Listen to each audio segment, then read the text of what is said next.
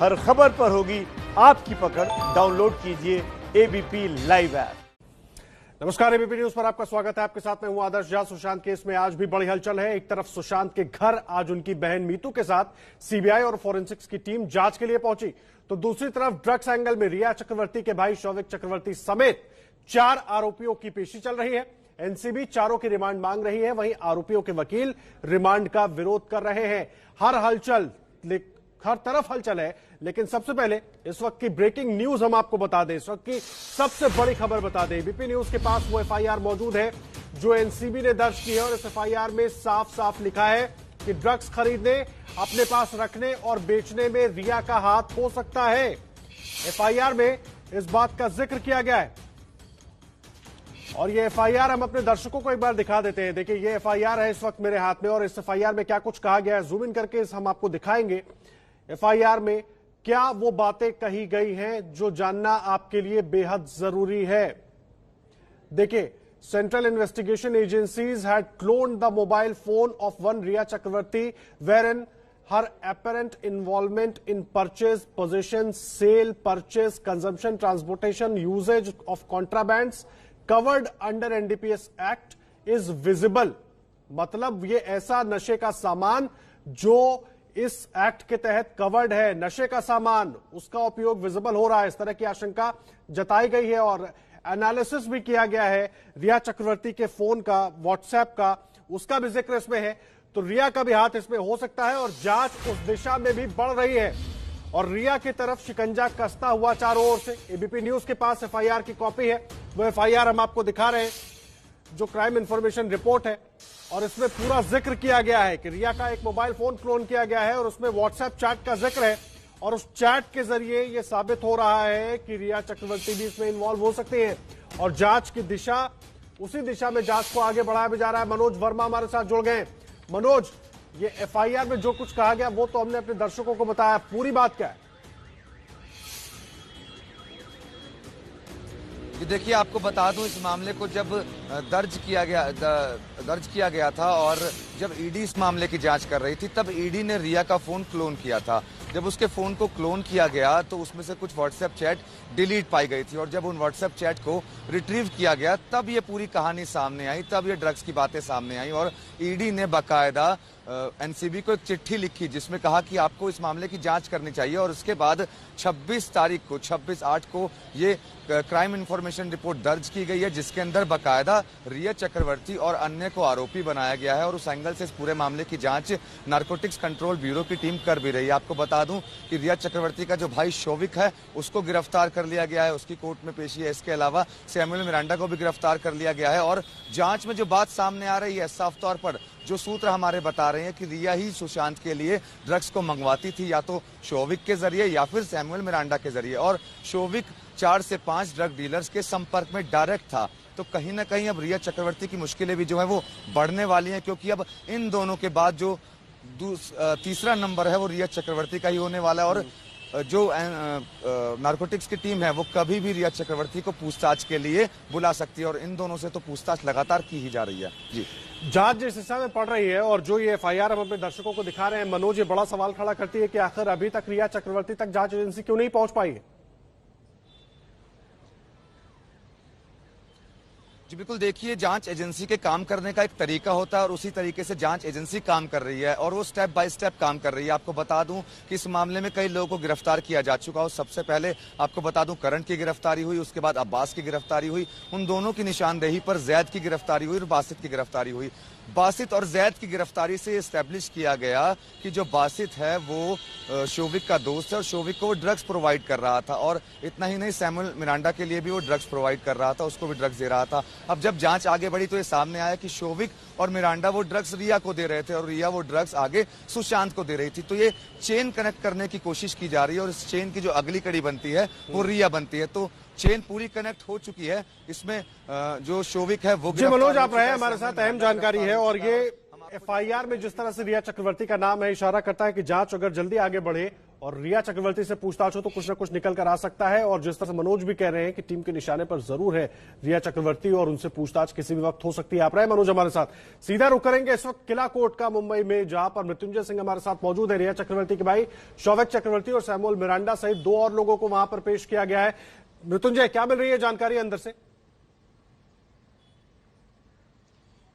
जी बिल्कुल, एक बहुत अहम जानकारी अंदर से आ रही है एनडीपीएस कोर्ट से। एनडीपीएस कोर्ट जहां पर शौविक चक्रवर्ती को पेश किया गया है, वहां पे सतीश माने शिंदे ने अपीयर किया हुआ है। मेरे पास वो 4 जरूरी बातें सामने आई हैं जो कि सतीश माने शिंदे ने एनडीपीएस कोर्ट में कहा है। मेरे सहयोगी अमय राणे ने मुझे यह अंदर से इनपुट दिया है। मैं आपको सामने चारों बातें रखना चाहूंगा। सबसे पहला कि जांच टीम, एनसीबी जांच टीम के पास शौविक चक्रवर्ती के खिलाफ कोई ठोस और पुख्ता सबूत नहीं है।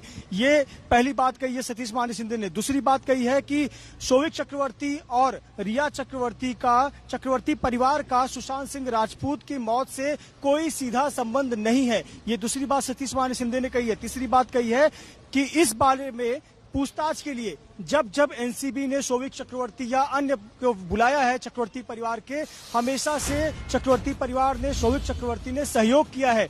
चौथी बात कही है कि भविष्य में भी जब सहयोग की आवश्यकता होगी शौविक चक्रवर्ती मौजूद रहेंगे। ऐसे पर वो एनसीबी के रिमांड मांगने का विरोध करते हैं। सतीश माने शिंदे ने कोर्ट में अपनी तरफ से जो दलील दी है उसमें 4 बड़ी बातें कही हैं। किला कोर्ट में लगातार हलचल चल रही है। एक बार फिर से दर्शकों को बता दें कि सतीश माने शिंदे जिरह कर रहे हैं शौविक चक्रवर्ती के लिए। बड़ी बात कही है उन्होंने कि शौविक चक्रवर्ती के विरोध में जांच एजेंसियों के पास में कोई पुख्ता सबूत नहीं है। दूसरी बात, इस मौत का सुशांत सिंह राजपूत मौत से सीधा संबंध नहीं है। तीसरी बात कहा है कि जांच टीम के पास लगातार वो हाजिर होते रहे हैं और जरूरत पड़ेगी भविष्य में तो भी वो आते रहेंगे। एक और बात सामने आई है कि 7 दिन की एनसीबी, मैं आपको बता दूं कि एक और अंदर से जानकारी आ रही है कि सरकारी पक्ष जो एनसीबी का टीम है उसने 7 दिन की कस्टडी मांगी है। हम 6 दिन कह रहे थे, 7 दिन की कस्टडी मांगी है और कहा है कि हमें और भी लोगों से पूछताछ करनी है और कई लोगों के नाम इन दोनों ने लिए हैं, उस तथ्यों को वेरीफाई करना है और इसी आधार पर 7 दिन की कस्टडी की मांग एनसीबी ने की है, जिसका विरोध सतीश माने शिंदे ने किया है और दावा किया है कि कोई भी एनसीबी के पास ठोस पुख्ता सबूत नहीं है जिसके आधार पर इतने दिनों की कस्टडी की जरूरत एनसीबी को है। जी, बड़ी अहम जानकारी आप दे रहे हैं। जिस तरह से दावा किया जा रहा है सतीश मान शिंदे की तरफ से शौविक चक्रवर्ती को बचाने के लिए, जो कुछ वो कह रहे हैं, जांच टीम के खिलाफ कोई सबूत नहीं है, जांच टीम के पास कोई सबूत नहीं है, चक्रवर्ती परिवार का सुशांत की मौत में कोई सीधा संबंध नहीं है। सीधा संबंध नहीं है तो ये मामला यहां तक पहुंचा कैसे है? एक बड़ी बात तो ये हो जाती है मृत्युंजय।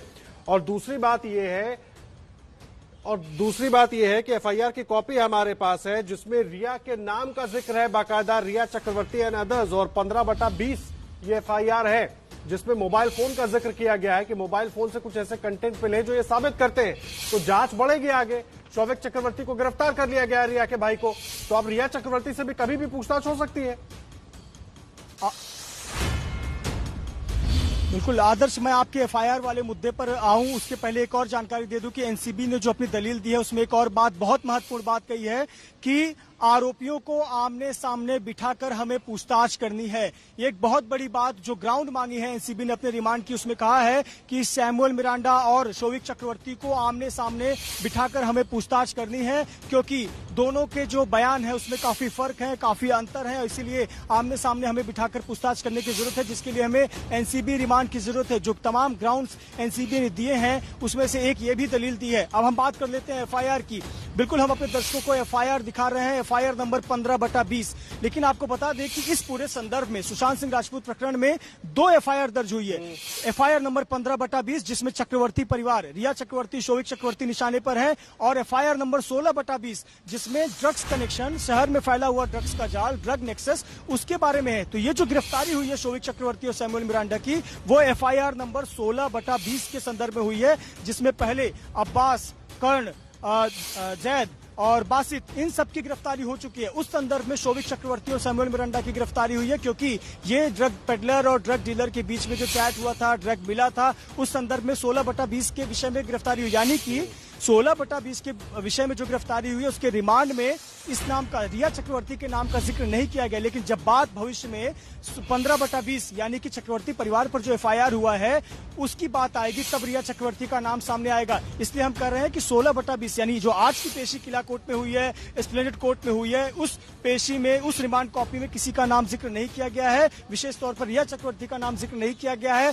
अज्ञात नामों के बारे में कहा गया है कि हमारे पास कुछ अज्ञात नाम आए हैं जिनके नाम को वेरीफाई करना है, तथ्यों को वेरीफाई करना है, सबूतों को, साक्ष्यों को जुटाना है, और इसी संदर्भ में आज ये पेशी की गई है। लगातार हमारे पास अंदर से अपडेट आ रहे हैं। सबसे बड़ा कि एनसीबी ने किस ग्राउंड पर रिमांड मांगी है, तो कहा है कि हमारे पास कई लोगों के नाम इन दोनों ने जाहिर किए हैं जो इस ड्रग्स नेक्सस में शामिल है। सुशांत सिंह राजपूत केस प्रकरण में, ड्रग्स केस प्रकरण में, ये जांच के दौरान इन्होंने नाम लिया है और हमें सैमुअल मिरांडा, शोविक चक्रवर्ती को आमने सामने बिठाकर पूछताछ करनी है। और इसीलिए एनडीपीएस कोर्ट में लगातार जिरह और बहस जारी है। आमतौर पर इतना समय लगता नहीं, लेकिन सतीश माने शिंदे जो वकील हैं वो अंदर हैं और वो लगातार दलीलें दे रहे हैं। जो सबसे बड़ी उन्होंने दलील दी है कि जांच एजेंसी के पास में कोई भी ठोस सबूत नहीं है। शोविक चक्रवर्ती और चक्रवर्ती परिवार ने का सीधा कोई सुशांत सिंह राजपूत की मौत से संबंध नहीं है, ऐसा दावा सतीश माने शिंदे ने किया है। तीसरा कहा है कि जब जब आवश्यकता किसी भी एजेंसी को पड़ी है, जांच एजेंसी को, चक्रवर्ती परिवार का सदस्य शोविक चक्रवर्ती हमेशा से हाजिर रहा है और भविष्य में भी जब जरूरत होगी तो वो जांच के लिए सामने हाजिर रहेंगे। ये ग्राउंड दिया है और इसी आधार पर सतीश माने शिंदे विरोध कर रहे हैं कि एनसीबी की रिमांड नहीं मिलनी चाहिए। लेकिन एनसीबी ने 7 दिन की रिमांड मांगी है, 7 दिन की रिमांड मांगी है कई नामों को उजागर करने के लिए और आमने सामने बिठाकर पूछताछ करने के लिए। जी आदर्श, अहम जानकारी आप दे रहे हैं मृत्युंजय, आप रहे हमारे साथ। देखिए किन धाराओं के तहत केस दर्ज हुआ है। धारा 20B के तहत 10 साल तक की सजा का प्रावधान है। शोविक चक्रवर्ती, सैमुअल मिरांडा, कैजान और जैद, इन सब के खिलाफ जो मामला दर्ज हुआ है, ड्रग्स के सेवन और खरीदने से जुड़ी धाराएं इन पर लगाई गई हैं। वो धाराएं हम आपको बता रहे हैं, धारा 27 से 28 और 29 भी लगाई गई है। धारा 20B 27 से 28 और 29 भी लगाई गई है। ड्रग्स के सेवन और खरीदने से जुड़ी ये धाराएं लगाई गई हैं कि अगर आप ड्रग्स खरीदते हैं, बेचते हैं, सेवन करते हैं, उसको लेकर आप कहीं मूव कर रहे हैं, ये धाराएं उस वक्त लगती हैं आरोपियों पर और वही धाराएं लगाई गई हैं और इन धाराओं में 10 साल तक की सजा का प्रावधान है, ये मैं आपको बता दूं। और जितेंद्र दीक्षित लगातार हमारे साथ जुड़े हुए हैं। जितेंद्र दीक्षित, शोविक चक्रवर्ती को रिमांड पर लेने के लिए एनसीबी की टीम पहुंची है कोर्ट, वहां पर अभी कार्रवाई चल रही है। मुझे एक बात बताइए, 15/20 FIR मेरे हाथ में, इसमें रिया चक्रवर्ती का नाम है, उनकी फोन का जिक्र है, कब पूछताछ हो सकती है रिया चक्रवर्ती से? देखिए, रिया चक्रवर्ती से बिल्कुल पूछताछ की जा सकती है और मैं आपको बता दूं कि एनसीबी स्टेप बाय स्टेप आगे जा रही है। सबसे पहले जिन 4 लोगों की गिरफ्तारी हुई थी उनसे नाम आया शोविक का और इसके बाद में शोविक के घर पर छापा मारा गया और फिर शोविक को गिरफ्तार किया गया। इसी के साथ साथ सुशांत के जो नौकर थे दीपेश सावंत, कल रात को उनको लेकर आया गया है और यहीं पर इस एनसीबी के दफ्तर में उन्हें रखा गया है।